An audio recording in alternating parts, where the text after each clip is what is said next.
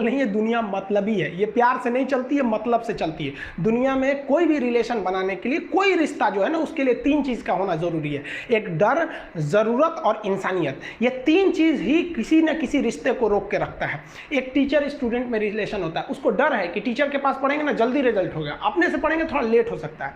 ज़रूरत भी है उसे कामयाब होने के लिए, और इंसानियत तो बहुत है भाई। टीचर और स्टूडेंट का रिश्ता जो हमेशा जो बना रहता है वो तो इंसानियत के लिए बना रहता है। वरना अगर आपकी नौकरी हो गई तो आपका डर खत्म, ज़रूरत खत्म, तो आगे रिश्ता कौन रोक के रखता है? इंसानियत। तो दुनिया में किसी रिलेशन को बनाने के लिए 3 चीज़ का होना ज़रूरी है। इंसानियत जिसमें सबसे बड़ी चीज़ होती है। और इस दुनिया में ना, इस दुनिया में बहुत सी भाषाएं बोली जाती है। इन सारी भाषाओं में सबसे मीठी भाषा होती है मतलब की भाषा। अगर आपसे कोई बहुत मीठा बोलने लगा ना, समझिए कि कहीं ना कहीं मतलब छुपा है। मतलब की भाषा बहुत होगी यहाँ पे। लेकिन ये जुबान जो है ना आजकल बहुत खतरनाक हो गया है। कभी कभी देखते होंगे कुछ लोग आपके गलत बात का भी जवाब नहीं दे पाते हैं। तो जवाब देने भाई साहब सबको आता है। बीच में माँ बाप का संस्कार चला आता है, और संस्कार बहुत चीज़ होती है। संस्कार यदि आपके अंदर है तो सब कुछ हारने के बाद भी आप जीत सकते हैं। और अगर संस्कार की जगह अहंकार आ गया ना, तो जीता हुआ भी चीज़ों को हार सकते हैं।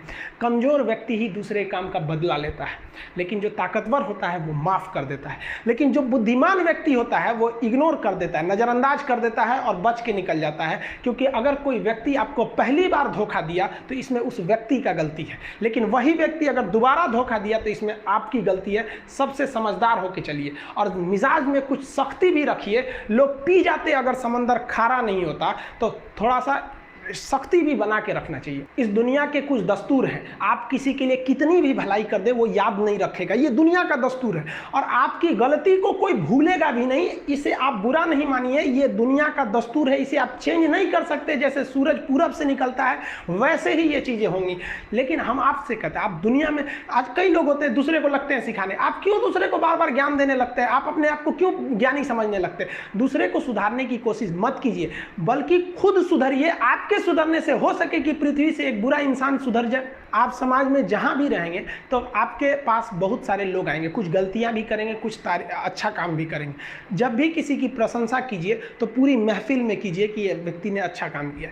लेकिन अगर किसी की शिकायत या उसकी आलोचना करना है, उसे डांटना है, तो उसे अकेले में समझाइए, और डांटने के बाद उसमें इस तरह से कर दीजिए, उसमें प्रशंसा मिला दीजिए। कोई गलती कर दिया, मान लीजिए आपका छोटा भाई नहीं पढ़ाई किया, गलत कम नंबर लाया, तो उसे डांटिए कि, लेकिन अकेले में डांटिए कि इतना कम नंबर क्यों लाया। फिर उसे उसी में एक पॉजिटिवनेस जोड़ दीजिए। तुम्हारे में इतना मेहनत, हम इसलिए डांट रहे हैं कि तुम कर सकते थे लेकिन क्यों नहीं किए।